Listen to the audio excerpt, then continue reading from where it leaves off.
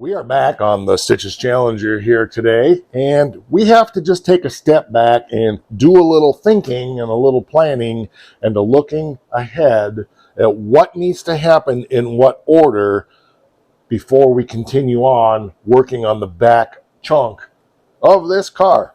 Sometimes you got to think, and it can hurt, but it's got to be done. Don't go away. I'm Mike, and you're watching My Car Shop. We're in the midst of a blustery, snowy day here in mid-Michigan, and I've been snow blowing, and we've been hauling firewood like crazy and stuff just in preparation for all of that, so I haven't been able to get out here in the shop this weekend at all. But I decided today to take a little bit of time and just come out here and work on something. And I was going to put the rear cross member in here for the shocks, and I had a big... So I was going along and I was getting all excited thinking, all right, we can finally get this put in here. And we had gone through a while ago and got it all tested and fitted and all kind of stuff. And we were ready to weld it in. And I realized if I put that in here, it's going to be in the way of mounting the trunk floor the way we need to. So that made me think. And like I said, I'm not good at it. So it hurt quite badly. But it made me think, oh, if we don't want to do that because we need to access this in here, what might we potentially run into that we should have done before we put the trunk floor in? So that's a good question, and I'm quite frankly sharing this with you as I'm looking at it and thinking about it and so forth. So I haven't done any more than what I've shared with you up to this point. And from here on out, it's you and me, and we're going to figure it out together. The trusty Aaron's has been working hard for us, doing a good job with the snow. Haven't used it for a couple of years, but it fired right up. So anyway, I got to blow snow again later today, but for now it's just in here unthawing or thawing out or whatever. Don't worry, I know unthawing means you're freezing something. I get it. I'm just being, silly. So we're going to start with some of the more obvious things, like nothing in the rear window area is going to be a problem if we put the trunk floor in. Nothing in this rear Dutchman panel, I think that's what it's called, is going to be a problem if we put the trunk floor in. I don't think anything in here. There's a few spots in here we need to touch, but I don't think that's going to be a problem should we put that in afterwards. We will have to make an evaluation on that part for sure. But some of this, I'm pretty convinced, will be easy enough to deal with from back here. So I think we're going to be okay. I think about that for a minute. Maybe we're going to want to there. So let me get my orange paint and just psst, psst, psst. Remember that we address things in orange so that we can come back and remember that we looked at them and something needs to be done there. Now we know, of course, there's rust holes there. Stuff needs to be done anyway. But again, we're looking at this from the perspective of do we need to do something with this before we put the trunk floor in? So I have to make an evaluation on that. Quarter panel, of course, we know we're not doing anything with that till the car's back off the rotisserie. I noticed there's some spots that need to be welded here, but that's not going to be an issue. We're only looking and marking things that are going to be an issue should we not have a tissue when we go to put the trunk floor in or find that we should have done something after the trunk floor. There's definitely some stuff in here we're going to want to address, but that I think is going to be best built after the trunk floor is in. Because we just kind of hacked this tub away, plus we have a rust hole. So nothing there. We've already talked about the trunk extension. We're going to have to do some work on that. We may end up having to make a new one. We're going to deal with that when the quarter panel's off. Okay, I'm going to mark this in orange because we're going to definitely want to deal with this. We're going to put the paint right here. The more I've thought about it, the more I want to get this area in here. It's hard to mark it with orange. It's so rusty. I want to get all that rust off of there before we get too carried away. That we will definitely want to deal with before the trunk floor is put in. It'll be easier to access all of that and get that rust cleaned up. We already did down there. In the process of this, I did notice that I missed some seam sealing stuff here. Looks like we got some here to do also. Mark that up. I know some of you get frustrated. Well, just get the work done. Just stop doing all this crap and just get the work done. We don't need to know all of this. If you say that, then you don't need to know this. But there are a lot of people who've not done a project like this, and I want to share those details that can help them identify the issues they need to do moving forward. And now we know everything orange needs to be looked at. We may have to think for a minute why, but we know it needs to be looked at. So let's keep looking. What else do we need to look at? Boy, there's a lot of looking in that. Quite a looker. Yeah, there's a couple things, like I accidentally made some cuts in here when I was cutting out the trunk floor. So we got to deal with those before we put the trunk floor in. This is the trunk floor support, gas tank support that I made. We could do a little grinding on that, but why? It's hidden by the trunk floor on one side, it's hidden by the gas tank on the other. So again, it's a car called Stitches. I'm not really that worried about getting things perfect. I just want to get them done. What else do we got? Yeah, definitely got some seam sealing to do over there. So let's get this thing spun down and take a look at it from a different perspective. Nothing in the way that I see. Everything looks good. Guess we'll find out. Rawr!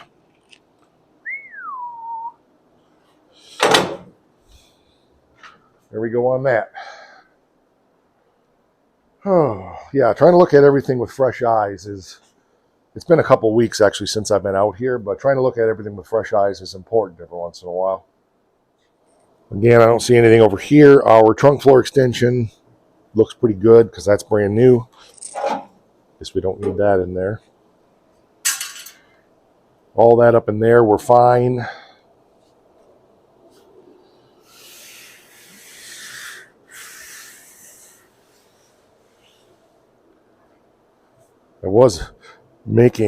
I have the chrome strip that goes on that end. I don't have the one that goes across the trunk, and I was making this one.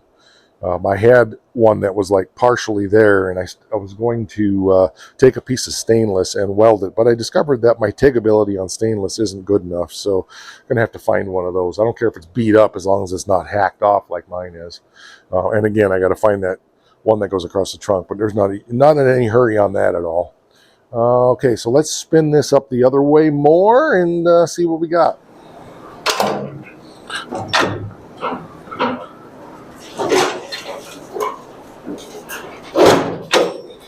There, see, I didn't have to do the grunting and groaning for camera effect. Alright. It's so fun to be able to walk around everything since we cleaned all this area up. Man, it makes a difference. Oh, let's see. Yeah, we know we already marked all that up. We got some seam sealing to do there. Huh, we got a little rust right there I didn't realize. Have to deal with that. Let's see, what mounted? Oh, that's one of those. I didn't put it on that side. That's one of those factory tie downs. I'm not going to put that back in, but I did leave that. This piece of frame is the only original part of the rear frame rails in this car. The very stubs in the back here are original, where the shock mounts go, or the spring mounts go. But other than that, we made this, and we made that entire rail. I think the first part I made was this, and then I made this. Might have been the other way. Go back and look at the episodes. It's all here. But we hand fabricated that out of sheet metal. I know I mentioned that a lot, but I want new people on the channel to understand we didn't just buy frame rails and put in this car. We made these from scratch with a bead roller, a sheet metal brake, and a shrinker stretcher. So they're made out of 18 gauge steel. So we didn't use box tube or anything. We made these out of sheet metal, just like the factory did. Yeah, there's a bunch of crap up in here, but I'm not worried about that because that's part of the trunk floor. Again, there's work to do in the tub here. Some of it we've already done, but I don't think there's anything there that needs to be addressed. We need to clean this wheel well. This was a job I was thinking about doing today.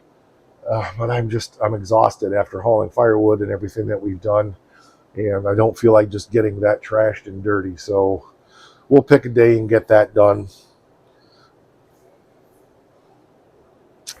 yeah, I think we're, I don't see anything else at this point. I need to go through and trim out this quarter panel while this is still on the rotisserie, but that's not going to affect us installing the trunk floor. Yeah, looking down here, this doesn't need to be done before the trunk floor is put in. No worries there, but I may go ahead and do it. Just seeing it from this angle makes a difference. I replaced all of this before. That needs to be finished. It's done. It just needs to be finished up. Right, Matt? It's an inside joke. Anyway, yeah, it's... guess I'm not sure what other way to look at this. Back in... Probably it was in early December, sometime around Thanksgiving maybe, I was delusionally thinking that, oh man, I can have this car off the rotisserie over the Christmas holiday. I'll have a whole week to work on it, and there's no reason why I can't. Oh, you silly old man. Oh, yeah, it's going to be a while. I got ahead of myself, and one of my problems, I don't know if it's a problem, but I don't see any obstacles when I look at something. Those of you that know me or have been around the channel long enough know that I can look at the biggest, I could look at a pile of rust dust on the floor and think I could fix that. I have this ability to see through what something is to see what it can be, and tend to overlook a lot of details. But when it comes down to really truly thinking about taking this off the rotisserie, I've got to knuckle down and just get in there and look at those details that are so important, that it's easy to overlook when you're thinking big picture of, I can throw the front suspension back under this and throw the rear end under it, and we can put it back on the ground. Well, I could do that. I could do that right now and make myself a living hell on doing some things that would have been so easy while it's on here. So, like I said, I was thinking about trunk floor today, and I realized, I was actually thinking about putting that cross member in as I started this out, and realized if I do that, I'm going to make things more difficult for me in the long run on putting the trunk floor in and everything that needs to be done. So here's where we're at. The next thing up on this channel on this car is going to be going back and addressing all of those little things that we noted need to be addressed before we can do the trunk floor install. The next couple of weeks is going to be pretty swamped for me, so I'm going to try to chip away at those little details in little bites here and there and try to get them done. Next weekend I'm gone away, but the weekend after that, Chris is going to be here, and we're going to be working on the Cincinnati lathe. We got to get that thing moved out, hooked up to the 483 phase, and get that thing fired up, test the motor. The motor plate is bent. We've got stuff to do. So let's take you over there and show you that thing real quick, just so you're aware if you're new to the channel, and we'll be right there. Okay, walk over here through the machine shop. I got to move the Oakland too. I'm hoping to get that done today. But this Cincinnati lathe, which is buried in junk right now, is a big piece of equipment. When my nephew got it, he was told that the motor's weak. We've since discovered that the motor is actually underpowered, but the motor plate is bent a little bit. So Chris wants to get this hooked up, put his tester on it, test the motor, make sure all three phases of the motor are pulling good and strong, and then we'll make a fire it up, make sure everything works, and then we'll get that motor plate out of there and get it straightened. I don't plan to get the motor plate straightened necessarily while he's here, but we do want to get this tested and start making a game plan on getting it functional. At some point, my nephew might want to get this back. I want it to be ready for him. That was part of the deal when he let me use the Bridgeport, was get the lathe fixed and up and running, and then when he's ready for it, he'll get it back. So the Powercraft lathe really does almost everything I need to, but it'll be nice to have that Cincinnati up and running and functional so we can use it for sure. Oh, yeah.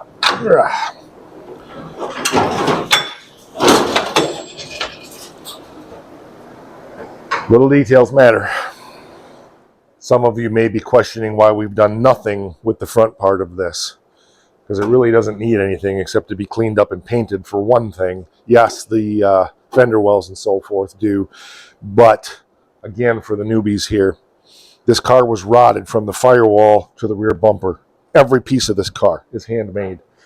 Frame rails, floor pans, all of that stuff. And so we literally started by putting the car together structurally and then doing all the floor pan work once it was on the rotisserie. So I really haven't focused on any of this because it doesn't need a ton of fabrication work. I'm probably going to get the parts cleaned up that make sense to clean up while it's up here, but that's like a an hour project to do, and the rest of it can be done off of the rotisserie with no problem. So even if we put it on the bay lift and pick the front end way up in the air, my goal is to get it off the rotisserie, obviously. So that's where we're at. But that's why I haven't done anything, because there's really not much that needs to be done on this car. Up in here, yes, there's some fender well work and stuff, but it's nothing that has to be done here. So that's where we're at. The only reason I chose to do this car was because the front end was good. Not that I haven't replaced front frame rails before. We did that on the 69 Charger. But I think I've done them on another one or two also. I don't remember, but I know we did one on the 69 Charger. Anyway,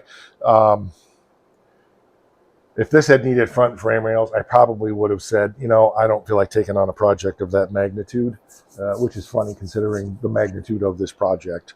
But it was it looked like a car worth saving, and it looked like a car worth having some fun with and doing all of the work fabricating rather than swiping a credit card.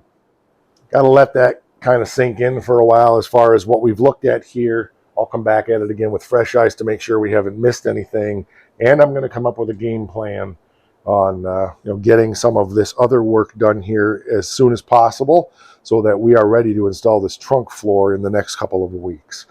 I could push on it and get it done sooner, but I'm on the road a lot for work.